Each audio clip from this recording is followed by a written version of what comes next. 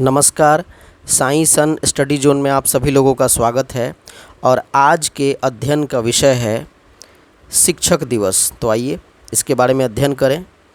भारतवर्ष में शिक्षक दिवस हर वर्ष 5 सितंबर को मनाया जाता है। यह तिथि डॉक्टर सर्वपल्ली राधाकृष्णन का जन्म दिवस है। उनकी याद में, उनके सम्मान में हर साल 5 सितंबर को शिक्षक दिवस मनाया जाता है और ये सिलसिला 1962 से शुरू है।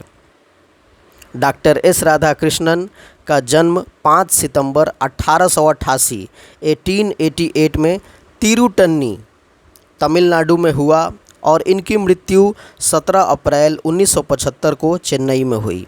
इनके पिताजी का नाम सर्वपल्ली वीरास्वामी था और माताजी का नाम सीतम्मा था। ये भारत के राष्ट्रपति 13 मई 1962 से लेकर 13 मई 1967 तक थे और भारत के पहले उपराष्ट्रपति सन 1952 से 1962 तक थे। यानी कि भारत के दूसरे राष्ट्रपति और पहले उपराष्ट्रपति का नाम डॉक्टर एस राधाकृष्णन है। डॉक्टर एस राधाकृष्णन ने अपने जीवन का एक बहुत बड़ा हिस्सा शिक्षण कार्य, अध्यापन कार्य में बिताया है। वाइस चांसलर की बात करें तो बनारस हिंदू विश्वविद्यालय में सन 1939 से 1948 तक ये BHU में वाइस चांसलर के पद पर इन्होंने काम किया। उसके बाद सन 1931 से 1936 तक ये आंध्रा यूनिवर्सिटी में वाइस चांसलर रहे और सन 1953 से सन 1962 तक ये दिल्ली यूनिवर्सिटी में चांसलर रहे। सन 1949 से 1952 तक ये इंडियन एम्बेसडर रहे इन सोवियत यूनियन, जिसे आज रूस कहते हैं। भारत का सबसे बड़ा पुरस्कार, जिसे भारत रत्न कहते हैं, सन 1954 में इन्हें प्रदान किया गया। The peace prize of the German book trade इन्हें दिया गया सन 1961 में और टेम्पलेटन प्राइज इन्हें 1975 में प्रदान किया गया। इनकी पत्नी का नाम शिवा कामू है और ये 5 बेटियों और 1 बेटा के पिता थे।